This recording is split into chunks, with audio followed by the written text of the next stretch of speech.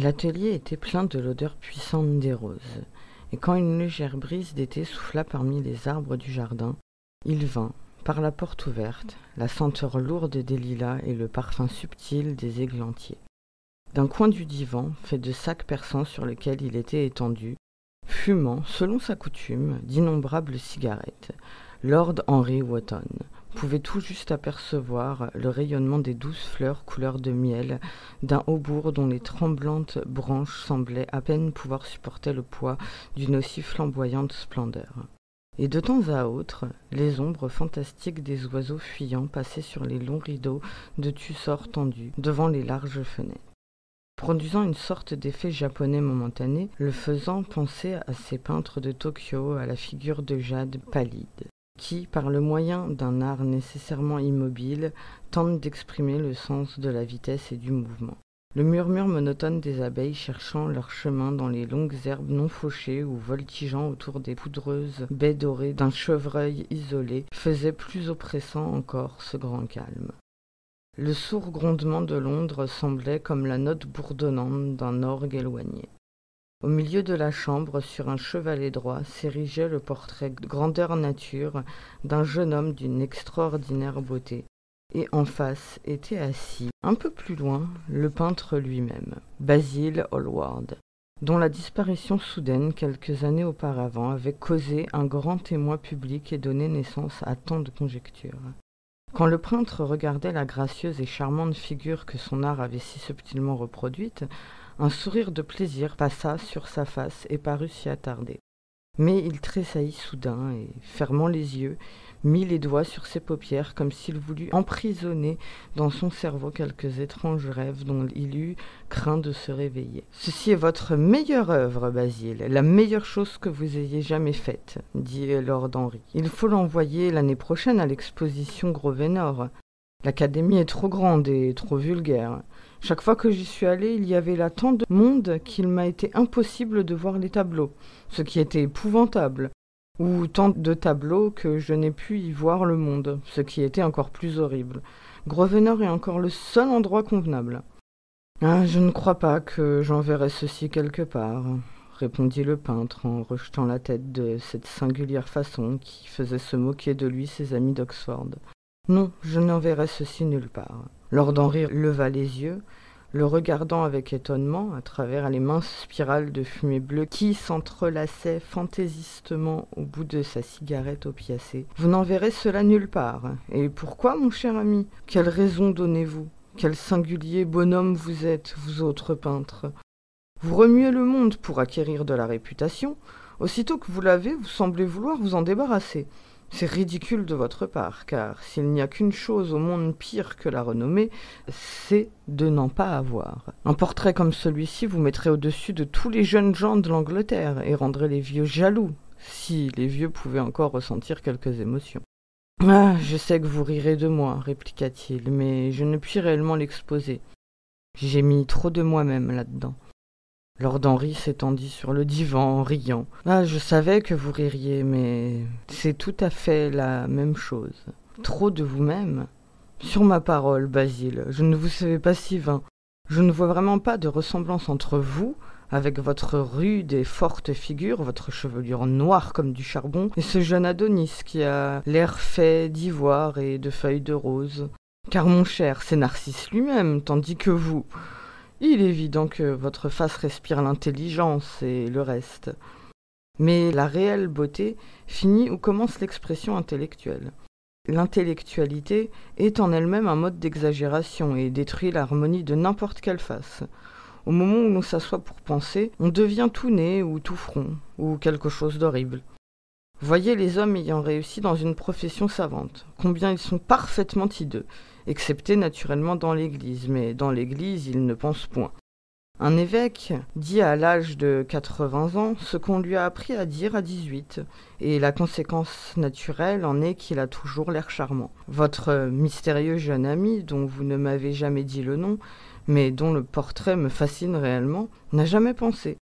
Je suis sûr de cela. C'est une admirable créature, sans cervelle, qui pourrait toujours, ici, nous remplacer en hiver les fleurs absentes et nous rafraîchir l'intelligence en été. Ne vous flattez pas, Basile, vous ne lui ressemblez pas le moins du monde. Ah, vous ne comprenez point, Harry, répondit l'artiste.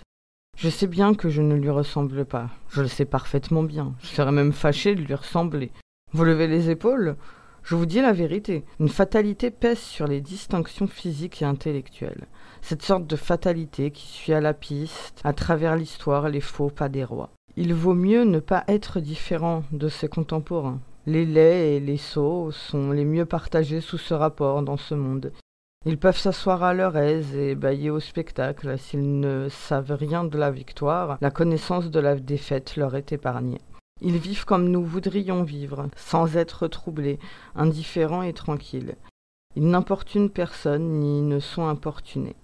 Mais vous, avec votre rang et votre fortune, Harry, moi, avec mon cerveau tel qu'il est, mon art aussi imparfait qu'il puisse être, Dorian Gray, avec sa beauté, nous souffrirons tous pour ce que les dieux nous ont donné. Nous souffrirons terriblement. Dorian Gray ? Est-ce son nom ? Demanda Lord Henry, en allant vers Basil Hallward. Oui, c'est son nom, je n'avais pas l'intention de vous le dire.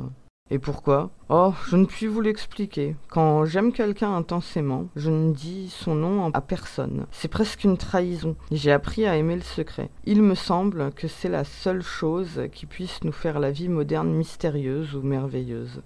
La plus commune des choses nous paraît esquisse si quelqu'un nous la cache. Quand je quitte cette ville, je ne dis à personne où je vais. En le faisant, je perdrai tout mon plaisir. C'est une mauvaise habitude, je l'avoue. Mais en quelque sorte, elle apporte dans la vie une part de romanesque. Je suis sûr que vous devez me croire fou à m'entendre parler ainsi. Pas du tout, répondit Lord Henry, pas du tout, mon cher Basile. Vous semblez oublier que je suis marié et que le seul charme du mariage est qu'il fait une vie de déception absolument nécessaire aux deux parties. Je ne sais jamais où est ma femme, et ma femme ne sait jamais ce que je fais. Et quand nous nous rencontrons, et nous nous rencontrons de temps à autre, quand nous dînons ensemble dehors ou que nous allons chez le duc, nous nous contons les plus absurdes des histoires de l'air le plus sérieux du monde. Dans cet ordre d'idées, ma femme m'est supérieure. Elle n'est jamais embarrassée pour les dates, et je le suis toujours. Quand elle s'en rend compte, elle ne me fait point de scène. Parfois, je désirerais qu'elle m'en fît, mais elle se contente de me rire au nez. Ah, je n'aime pas cette façon de parler de votre vie conjugale, Harry, dit Basil Hallward en allant vers la porte conduisant au jardin.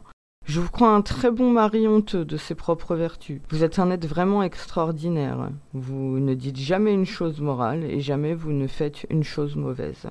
Votre cynisme est simplement une pose. Être naturel est aussi une pose, et la plus irritante que je connaisse, s'exclama en riant Lord Henry. Les deux jeunes gens s'en allèrent ensemble dans le jardin et s'assirent sur un long siège de bambou posé à l'ombre d'un buisson de laurier. Le soleil glissait sur les feuilles polies, de blanches marguerites tremblaient sur le gazon. Après un silence, Lord Henry tira sa montre. « Je dois m'en aller, Basile, murmura-t-il. Mais avant de partir, j'aimerais avoir une réponse à la question que je vous ai posée tout à l'heure. »« Quelle question ?» dit le peintre, restant les yeux fixés à terre. « Vous la savez. »« Mais non, Harry. » Bien, je vais vous la redire. J'ai besoin que vous m'expliquiez pourquoi vous ne voulez pas exposer le portrait de Dorian Gray. Je désire en connaître la vraie raison. Je vous l'ai dite. Non, vous m'avez dit que c'était parce qu'il y avait beaucoup trop de vous-même dans ce portrait. Cela est enfantin. Harry, dit Basil Hallward, le regardant droit dans les yeux. Tout portrait peint compréhensivement est un portrait de l'artiste, non du modèle. Le modèle est purement l'accident, l'occasion. Ce n'est pas lui qui est révélé par le peintre, c'est plutôt le peintre qui, sur la toile colorée, se révèle lui-même. La raison pour laquelle je n'exhiberai pas ce portrait consiste dans la terreur que j'ai de montrer par lui le secret de mon âme. Lord Henry se mit à rire. « Et quel est-il ? Je vous le dirai, » répondit Hallward, la figure assombrie. « Je suis tout oreille, Basile, » continua son compagnon. « C'est vraiment peu de choses, Harry, » repartit le peintre, « et je crois bien que vous ne le comprendrez point. Peut-être à peine le croirez-vous. » Lord Henry sourit, se baissant, et il cueillit dans le gazon une marguerite aux pétales rosés et l'examinant. « Je suis tout à fait sûr que je comprendrai cela, dit-il, en regardant attentivement le petit disque doré aux pétales blancs. Et quand à croire aux choses, Je les crois toutes, pourvu qu'elles soient incroyables. Le vent détacha quelques fleurs des arbustes, et les lourdes grappes de lilas se balancèrent dans l'air languide. Une cigale stridula près du mur, et comme un fil bleu passa une longue et mince libellule dont on entendit frémir les brunes ailes de gaz. Lord Henry resta silencieux, comme s'il avait voulu percevoir les battements du cœur de Basil Hallward, se demandant ce qu'il allait se passer. « Voici l'histoire, dit le peintre après un temps. Il y a 2 mois, j'allais en soirée chez Lady Brandon. Vous savez que nous autres pauvres artistes, nous avons à nous montrer dans le monde de temps à autre, juste assez pour prouver que nous ne sommes pas des sauvages. Avec un habit et une cravate blanche, tout le monde, même un agent de change peut en arriver à avoir la réputation d'un être civilisé. Et j'étais donc dans le salon depuis une dizaine de minutes, causant avec des douanières lourdement parées ou de fastidieux académiciens, quand soudain je perçus obscurément que quelqu'un m'observait. Je me tournai à demi et pour la première fois, je vis Dorian Gray. Nos yeux se rencontrèrent et je me sentis pâlir. Une singulière terreur me poignit. Je compris que j'étais en face de quelqu'un dont la simple personnalité était si fascinante que, si je me laissais faire, elle m'absorberait en entier. Moi, ma nature, mon âme et mon talent même. Je ne veux aucune ingérence extérieure dans mon existence. Vous savez, Harry, combien ma vie est indépendante. J'ai toujours été mon maître. Je l'avais, tout au moins toujours été, jusqu'au jour de ma rencontre avec Dorian Gray. Alors, mais je ne sais comment vous expliquer ceci, quelque chose semblait me dire que ma vie allait traverser une crise terrible. J'eus l'étrange sensation que le destin me réservait d'exquises joies et des chagrins esquis. Je m'effrayais et me disposais à quitter le salon. Ce n'est pas ma conscience qui me faisait agir ainsi. Il y avait une sorte de lâcheté dans mon action. Je ne vis point d'autre issue pour m'échapper. La conscience et la lâcheté sont réellement les mêmes choses, Basil. La conscience est le surnom de la fermeté, c'est tout. Je ne crois pas cela, Harry, et je pense que vous ne le croyez pas non plus. Cependant, quel qu'en fût alors le motif, c'était peut-être l'orgueil, car je suis très orgueilleux, je me précipitai vers la porte. Là, naturellement, je me heurtai contre Lady Brandon. « Vous n'avez pas l'intention de partir si vite, monsieur Hallward » s'écria-t-elle. « Vous connaissez le timbre aigu de sa voix. »« Oui, elle me fait l'effet d'un pan en toutes choses, excepté en beauté, » dit Lord Henry, effeuillant la marguerite de ses longs doigts nerveux. Je ne pus me débarrasser d'elle. Elle me présenta à des altesses, à des personnes portant étoiles et jarretières, à des dames mûres affublées de tiares gigantesques et de nets perroquets.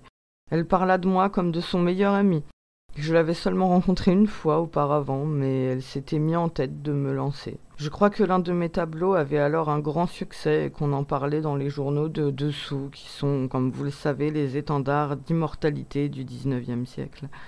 Soudain, je me trouvai face à face avec le jeune homme, dont la responsabilité m'avait si singulièrement intrigué. Nous nous touchions presque. De nouveau, nos regards se rencontrèrent. Ce fut indépendant de ma volonté, mais je demandai à Lady Brandon de nous présenter l'un à l'autre. Peut-être, après tout, n'était-ce pas si téméraire, mais simplement inévitable.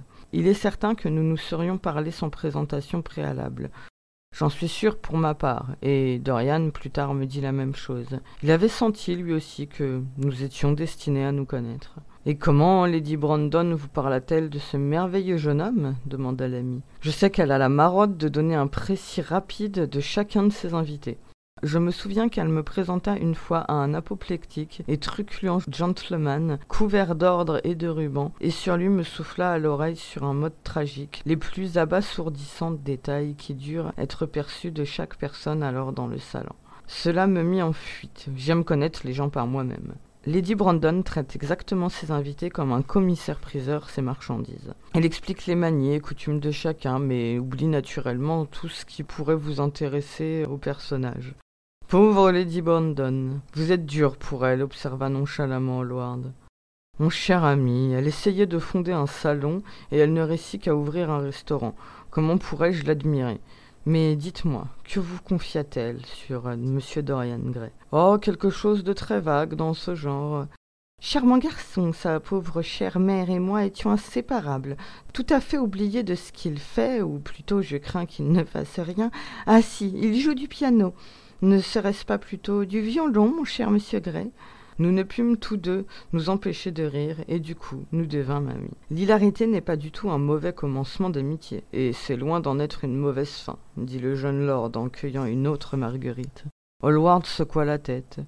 Vous ne pouvez comprendre, Harry. Quelle sorte d'amitié ou quelle sorte de haine cela peut devenir dans ce cas particulier?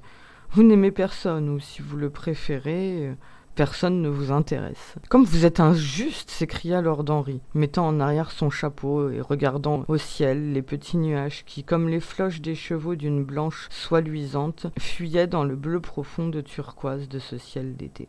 Oui, horriblement injuste. J'établis une grande différence entre les gens. Je choisis mes amis pour leur bonne mine, mes simples camarades pour leur caractère, et mes ennemis pour leur intelligence. Un homme ne saurait trop s'attacher d'importance au choix de ses ennemis. Je n'en ai point un seul qui soit un sot. Ce sont tous des hommes d'une certaine puissance intellectuelle, et par conséquent, ils m'apprécient. Est-ce très vain de ma part d'agir ainsi? Je crois que c'est plutôt vain. Je pense que ça l'est aussi, Harry, mais m'en référant à votre manière de sélection, je dois être pour vous un simple camarade. Mon bon et cher Basil, vous m'êtes mieux qu'un camarade, et moins qu'un ami, une sorte de frère, je suppose. Un frère, je me moque pas mal des frères. Mon frère aîné ne veut pas mourir, et mes plus jeunes semblent vouloir l'imiter. Harry, protesta Hallward sur un ton chagrin. Mon bon, je ne suis pas tout à fait sérieux, mais je ne puis m'empêcher de détester mes parents. Je suppose que cela vient de ce que chacun de nous ne peut supporter de voir d'autres personnes ayant les mêmes défauts que soi-même. Je sympathise tout à fait avec la démocratie anglaise dans sa rage contre ce qu'elle appelle les vices du grand monde. La masse sent que l'ivrognerie, la stupidité et l'immoralité sont sa propriété, et si quelqu'un d'entre nous assume l'un de ses défauts, il paraît braconner sur ses chasses. Quand ce pauvre Southwark vint devant la cour du divorce, l'indignation de cette même masse fut absolument magnifique. Et je suis parfaitement convaincu que le 10e du peuple ne vit pas comme il conviendrait. Je n'approuve pas une seule de ces paroles que vous venez de prononcer. Et je sens, Harry, que vous ne les approuvez pas plus que moi. Lord Henry caressa sa longue barbe brune taillée en pointe, et tapotant avec sa canne d'ébène ornée de glands sa bottine de cuir fin. Comme vous êtes bien anglais, Basil.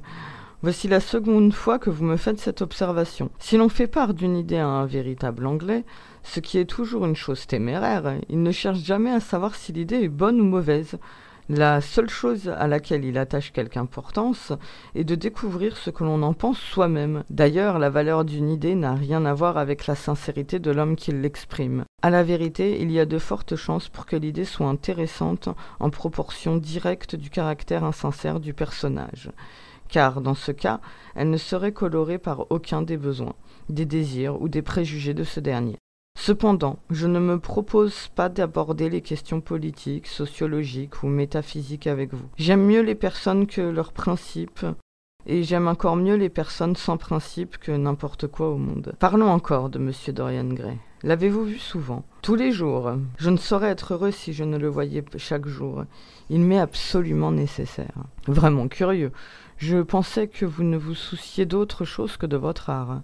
Il est tout mon art maintenant, répliqua le peintre gravement. Je pense quelquefois, Harry, qu'il n'y a que 2 ères de quelque importance dans l'histoire du monde. La première est l'apparition d'un nouveau moyen d'art, et la seconde, l'avènement d'une nouvelle personnalité artistique. Ce que la découverte de la peinture fut pour les Vénitiens, la phase d'Antinoüs pour l'art grec antique, Dorian Gray me le sera quelque jour. Ce n'est pas simplement parce que je le peins, que je le dessine ou que j'en prends des esquisses. J'ai fait tout cela d'abord. Il m'est beaucoup plus qu'un modèle. Cela ne veut point dire que je sois peu satisfait de ce que j'ai fait d'après lui ou que sa beauté soit telle que l'art ne la puisse rendre. Il n'est rien que l'art ne puisse rendre, et je sais fort bien que l'œuvre que j'ai faite depuis ma rencontre avec Dorian Gray est une belle œuvre, la meilleure de ma vie. Mais d'une manière indécise et curieuse, je m'étonnerais que vous puissiez me comprendre. Sa personne m'a suggéré une manière d'art entièrement nouvelle, un mode d'expression entièrement nouveau. Je vois les choses différemment. Je les pense différemment. Je puis maintenant vivre une existence qui m'était cachée auparavant. Une forme rêvée en des jours de pensée. Qui a dit cela? Je ne m'en souviens plus, mais c'est exactement ce que Dorian Gray m'a été. La simple présence visible de cet adolescent, car il ne me semble guère qu'un adolescent, bien qu'il ait plus de 20 ans, la simple présence de cet adolescent Ah, je m'étonnerais que vous puissiez vous rendre compte de ce que cela signifie. Inconsciemment, il définit pour moi les lignes d'une école nouvelle, d'une école qui unirait la passion de l'esprit romantique à la perfection de l'esprit grec. L'harmonie du corps et de l'âme, quel rêve! Nous, dans notre aveuglement, nous avons séparé ces deux choses et nous avons inventé un réalisme qui est vulgaire, une idéalité qui est vide. Harry, ah, si vous pouviez savoir ce que m'est Dorian Gray. Vous vous souvenez de ce paysage pour lequel Agnew m'offrit une somme si considérable, mais dont je ne voulus me séparer? C'est une des meilleures choses que j'ai jamais faites. Et savez-vous pourquoi? Parce que tandis que je le peignais, Dorian Gray était assis à côté de moi. Quelque subtile influence passa de lui en moi-même, et pour la première fois de ma vie, je surpris dans le paysage ce je ne sais quoi que j'avais toujours cherché, et toujours manqué. Basil, cela est stupéfiant, il faut que je voie ce Dorian Gray. Hallward se leva de son siège et marcha de long en large dans le jardin. Il revint un instant après. Harry, dit-il, Dorian Gray m'est simplement un motif d'art. Vous ne verriez rien en lui, moi j'y vois tout. Il n'est jamais plus présent dans ma pensée que quand je ne vois rien de lui me le rappelant. Il est une suggestion, comme je vous l'ai dit, d'une nouvelle manière. Je le trouve dans les courbes de certaines lignes, dans l'adorable et le subtil de certaines nuances, c'est tout. Alors pourquoi ne voulez-vous point exposer son portrait? Demanda de nouveau Lord Henry. Parce que, sans le vouloir, j'ai mis dans cela quelques expressions de toute cette étrange idolâtrie artistique dont je ne lui ai jamais parlé. Il n'en sait rien, il l'ignorera toujours. Mais le monde peut la deviner, et je ne veux découvrir mon âme au bas regard quêteur. Mon cœur ne sera jamais mis sous un microscope. Il y a trop de moi-même dans cette chose, Harry, trop de moi-même. Les poètes ne sont pas aussi scrupuleux que vous l'êtes. Ils savent combien la passion, utilement divulguée, aide à la vente. Aujourd'hui, un cœur brisé se tire à plusieurs éditions. Je les hais pour cela, clama Hallward. Un artiste doit créer de belles choses, mais ne doit rien mettre de lui-même en elles. Nous vivons dans un âge où les hommes ne voient l'art que sous un aspect autobiographique. Nous avons perdu le sens abstrait de la beauté. Quelque jour, je montrerai au monde ce que c'est, et pour cette raison, le monde ne verra jamais mon portrait de Dorian Gray. Je pense que vous avez tort, Basil, mais je ne veux pas discuter avec vous. Je ne m'occupe que de la perte intellectuelle. Dites-moi, Dorian Gray, vous aime-t-il? Le peintre sembla réfléchir quelques instants.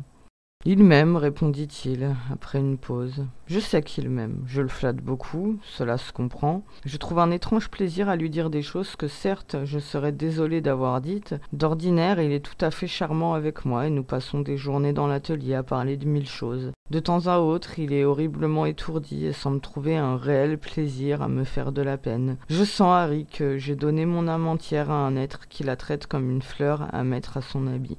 Comme un bout de ruban pour sa vanité, comme la parure d'un jour d'été. Ah, les jours d'été sont bien longs, souffla Lord Henry. Peut-être vous fatiguerez-vous de lui plutôt qu'il ne le voudra.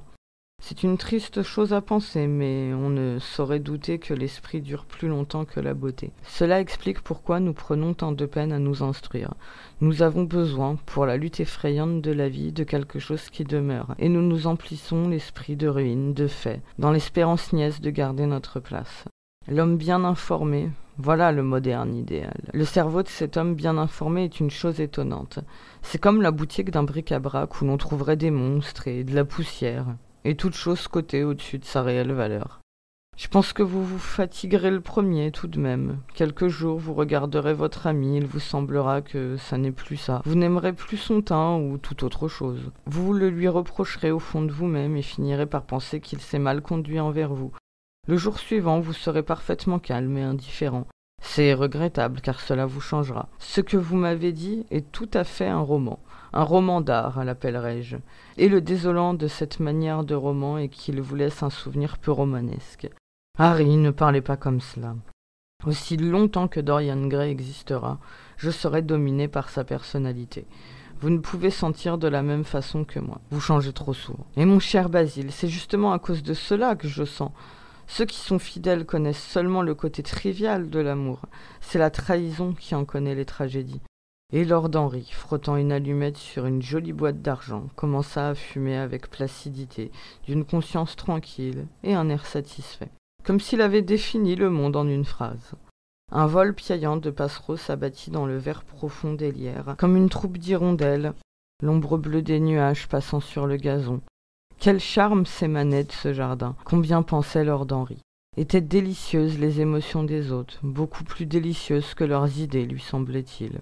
Le soin de sa propre âme et les passions de ses amis, telles lui paraissaient être les choses notables de la vie. Il se représentait, en s'amusant à cette pensée, le lunch assommant que lui avait évité sa visite chez Hallward. S'il était allé chez sa tante, il eût été sûr d'y rencontrer Lord Goodbody, et la conversation entière aurait roulé sur l'entretien des pauvres et la nécessité d'établir des maisons de secours modèles. Il aurait entendu chaque classe prêcher l'importance des différentes vertus, dont, bien entendu, l'exercice ne s'imposait point à elle-même. Le riche aurait parlé sur la nécessité de l'épargne, et le feignant éloquemment vaticiné sur la dignité du travail. Quel inappréciable bonheur d'avoir échappé à tout cela.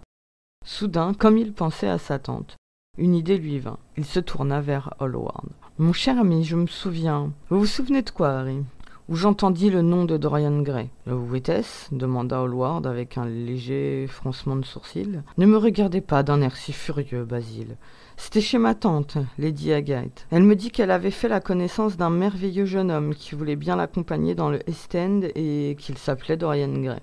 Je puis assurer qu'elle ne me parla jamais de lui comme d'un beau jeune homme. Les femmes ne se rendent pas compte exact de ce que peut être un beau jeune homme, les braves femmes tout au moins. Elle me dit qu'il était très sérieux et qu'il avait un bon caractère. Je m'étais du coup représenté un individu avec des lunettes et des cheveux plats, des taches de rousseur, se dandinant sur d'énormes pieds. J'aurais aimé savoir que c'était votre ami. Je suis heureux que vous ne l'ayez point su. Et pourquoi ? Je ne désire pas que vous le connaissiez. Vous ne désirez pas que je le connaisse ? Non. Monsieur Dorian Gray est dans l'atelier, monsieur, dit le majordome en entrant dans le jardin. Ah, vous allez bien être forcé de me le présenter maintenant, s'écria en riant Lord Henry. Le peintre se tourna vers le serviteur qui restait au soleil, les yeux clignotants. Dites à monsieur Gray d'attendre, Parker, je suis à lui dans un moment. L'homme s'inclina et retourna sur ses pas. Hallward regarda Lord Henry. Dorian Gray est mon plus cher ami, dit-il. C'est une simple et belle nature. Votre tante a eu parfaitement raison de dire de lui ce que vous m'avez rapporté. Ne me le gâtez pas, n'essayez point de l'influencer. Votre influence lui serait pernicieuse. Le monde est grand et ne manque pas de gens intéressants. Ne m'enlevez pas la seule personne qui donne à mon art le charme qu'il peut posséder. Ma vie d'artiste dépend de lui. Faites attention, Harry, je vous en conjure. Il parlait à voix basse, et les mots semblaient jaillir de ses lèvres malgré sa volonté. Quelle bêtise me dites-vous, dit Lord Henry, souriant. Et prenant Hallward par le bras, il le conduisit presque malgré lui dans la maison.